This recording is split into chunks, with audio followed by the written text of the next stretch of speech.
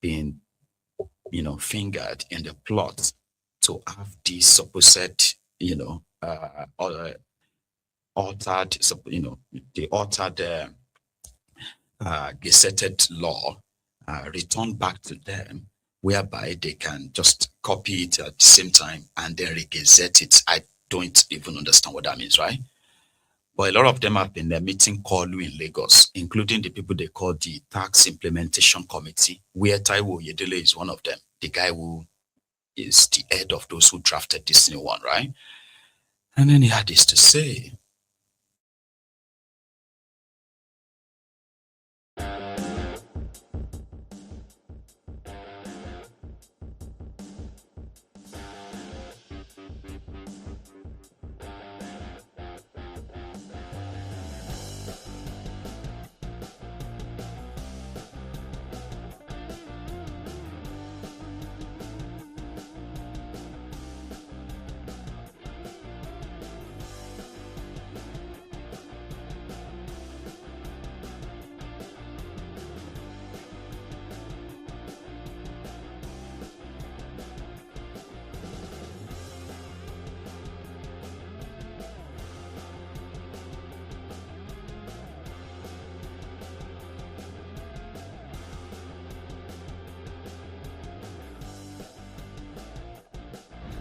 The allegations about alteration. The federal government is committed to working with National Assembly if and when any action is required. And therefore, they plan to commence the new law, the two remaining new laws on the 1st of January 2026. We go ahead as planned or scheduled, because these reforms are designed to provide relief to the Nigerian people. Bottom 98% of workers will see either no PAYE tax or lower taxes to be paid. Small businesses, 97% of them will be exempted from corporate income tax, VAT, withholding tax, and large businesses will see a drop in the taxes that they pay. The whole idea being to try and promote economic growth, inclusivity, as well as shared prosperity for our people. So we're actually excited at the progress we're making, and we're looking forward to January 1st, 2026. Okay, now. Can you speak to how much the government is expecting to hold the reform bill? So the tax reform bills were at the National Assembly for 9 months, from October 2024 until June 2025. And that, for us, preparation started from day one. And since the laws were signed, we've also had now about 6 months in which we've been doing preparation, capacity building, system upgrade, and sensitization. You would agree that this kind of reform is work in progress. You never get to perfection, you get better as you go along. So we believe that we're at a point already.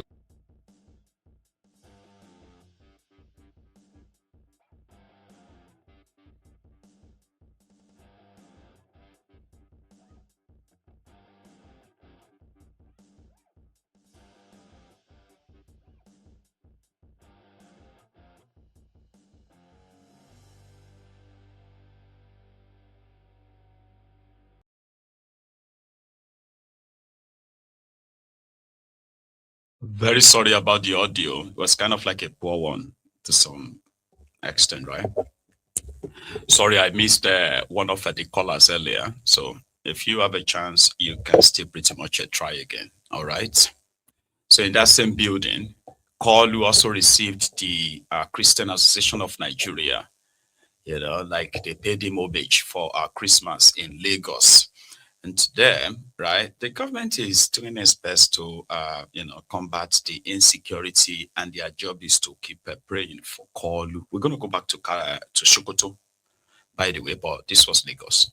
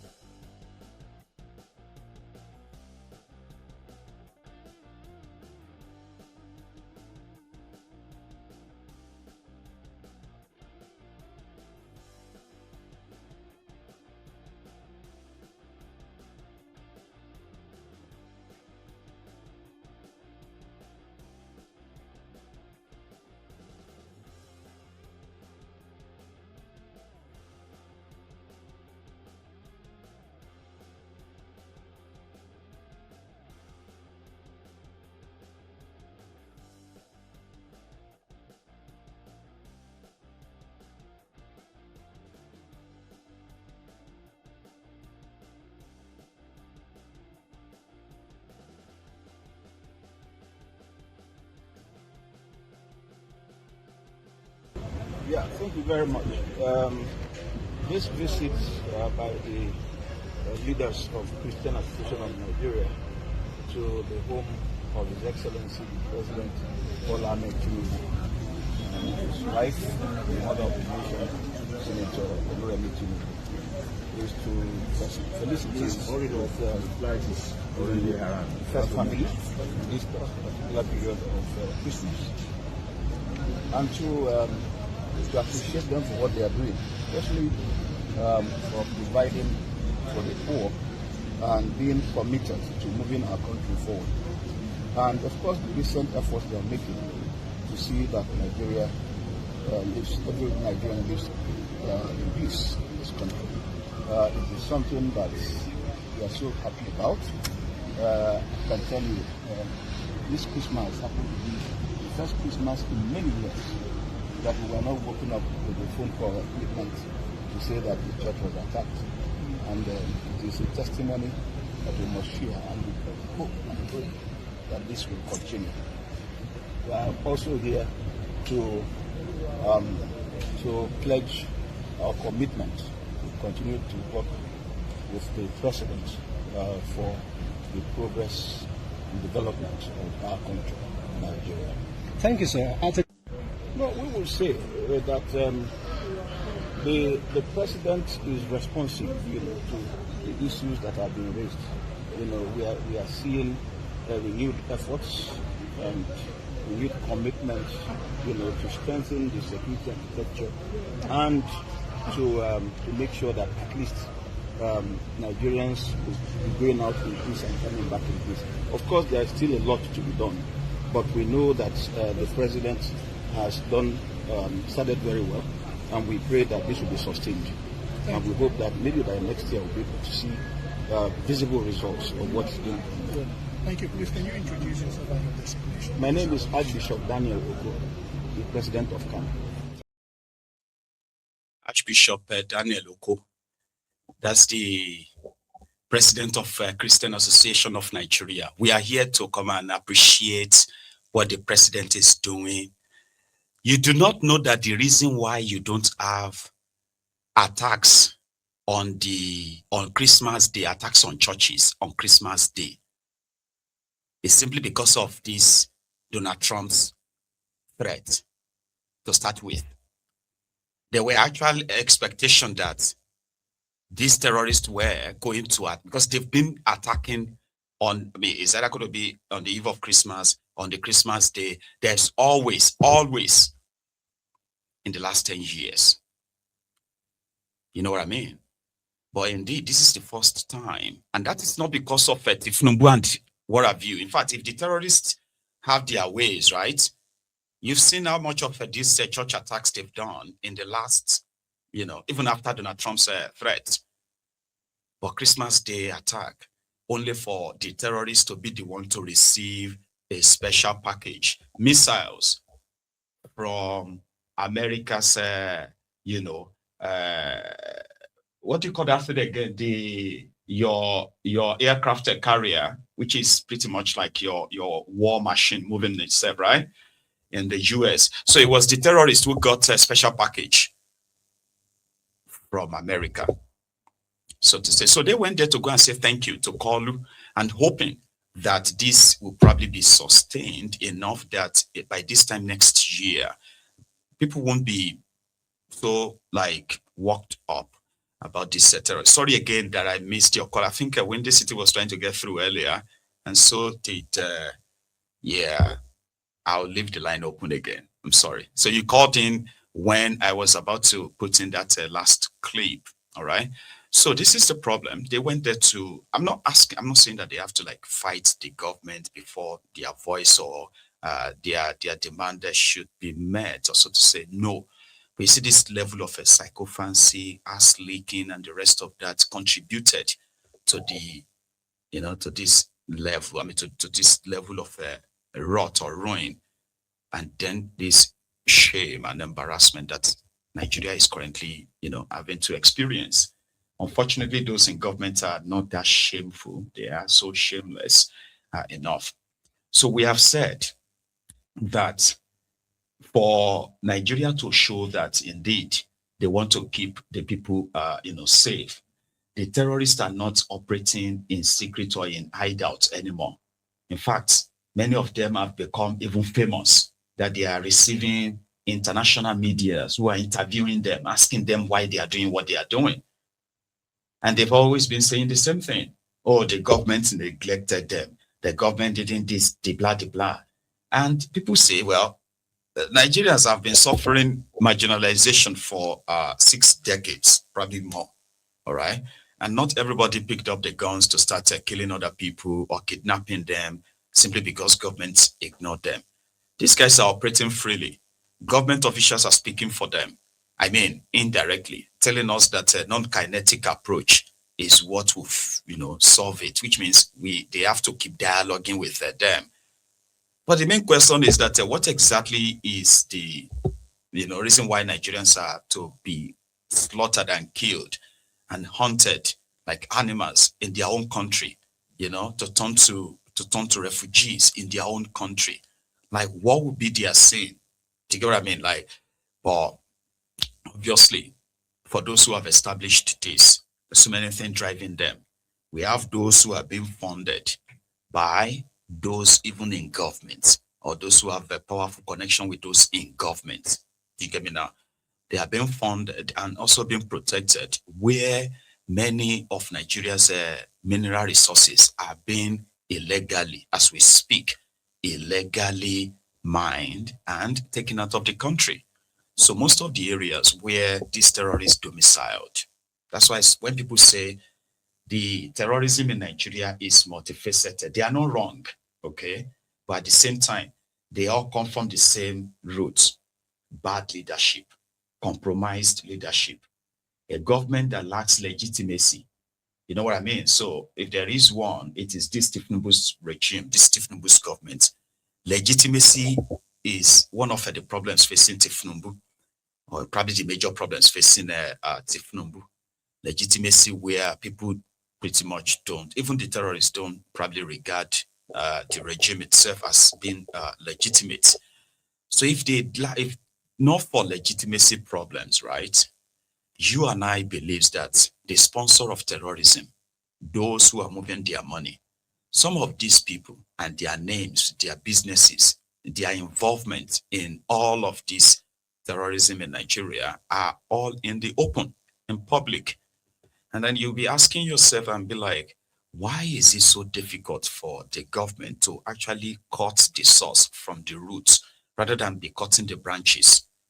Those who have used the opportunity of, entrenching themselves in the system, okay, for this same purpose of sabotaging the country, terrorizing the country for their own personal gain. These people exist within the polity so much that they feel protected too. I mean, untouchable. Windy City. Hello there. Hello? Yes, sir. Hey, compliment of the season, Maiyegun. Compliment of the season to you, sir. I mean, it's so wonderful to hear from you, Baba. How are you? Well, I'm fine. You? Well, I'm very well. I mean, I'm smiling, if you can see on your screen right now, because that's how I feel inside hearing your voice. I You know what I mean? I know.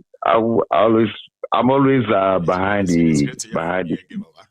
So you are with us yeah. this hour, and Donald Trump, Now, your country, yes. has struck Nigeria. Well, A lot of people are feeling like the sovereignty of Nigeria has been breached, and it was to hell with their sovereignty. Do you get what I mean? But people are saying, what sovereignty? Many reactions though. To hell. What's yours? To hell with their sovereignty. Okay? If they think America need anything from them, they got something else coming. That missile alone, it cost 2.2 million per one. And the launcher, the platform that is being launched from, cost 6.2 million. Okay? So when they launch one, you are just paying like 8.4. to launch one. Hmm. So now, but the reason why I call, that means they've actually what happened? Nearly $100 million for what they just did last night Oh, alone. If we are they don't know. You see, they don't know. Nigeria doesn't know. We are not hearing the terrorists killed or any of their leaders, so to say. You know, the speculation that if Nigeria is actually involved in the operation, could they have been given wrong coordinates so that these missiles will just land somewhere that will send shiver down the spine of the terrorists enough for them to escape? What do you think about that speculation? Excuse my French, but that's baloney. It is baloney. Let's look at let's look at the bigger picture. Right. We don't look at it from the frame of Nigeria, America. Look at the whole continent, West Africa. You see, Nigeria just signed their death warrant yesterday. What happened? Because you know, we got Chinese and we got Russian, okay? That's right. And Nigeria, in West Africa, Nigeria is the biggest, most populous, surrounded by Francophone countries. That's right. And the Francophone countries, they don't want to have anything to do with France. They don't have anything to do with the West. So now, some of them. for America, and you remember, Mali chased America away from their country. That's right. So that disrupted the framework they used to use to control that region. America is now looking for another way to get a foothold. And opportunity presented itself because we have a stupid old people running the show in Nigeria. Nigeria was a real place, right? Nigeria would have actually taken the role of the big brother in that axis. Yeah. In the absence of America. Yeah. So now America is looking for a foothold. And now America got what they wanted. What happened yesterday might just be a show. Now they got the control of our sky now. Yep. Which, if you look at it from Nigeria, from where I think it's Gulf of Guinea, where the ship was, where the missile was launched. Now they said this was. They can target. Guess how many countries they can target? Cameroon, Mali, Nigeria, Niger. Okay. All because Nigeria is so stupid. Because Nigeria they don't behave like a grown up. You can't take care of your own house. Now you're taking another country. Can I say something? To come and yes. Windy City, right? Can I say something here? Yes, sir. Yes, sir. Nigeria lost respect. I don't know, maybe it's been for a long time ago, or it became very much obvious in the last 3 years because of the baggages that Tinubu carries. You know, what they have, the compromise and the rest of Nigeria. That. Some said Nigeria lost their way. Nigeria lost their respect, their dignity, their humanity when they came back to when they changed to what do they call it? Democracy. This won't happen under the military. America wanted a base in Nigeria. Abacha turned him down. Babangida turned him down. Look at Buhari, a grade 2 teacher, doesn't know what is going on. Okay? So, they don't know anything on the international stage. Baba Oluorun, Baba Tinubu. Diplomatically, they are like rubbish. Yeah, the Tinubu guy doesn't know anything apart from probably dealing with drugs. So they think the way to run the country is just to print the money, share among yourself, let people be killed. Who cares? Do their local politics and the rest of that. That's all they know about running. I don't know if you remember this. I think I I think you said something about this when Tinubu was campaigning. He actually met with a lady from the north. They tried to, Yes. they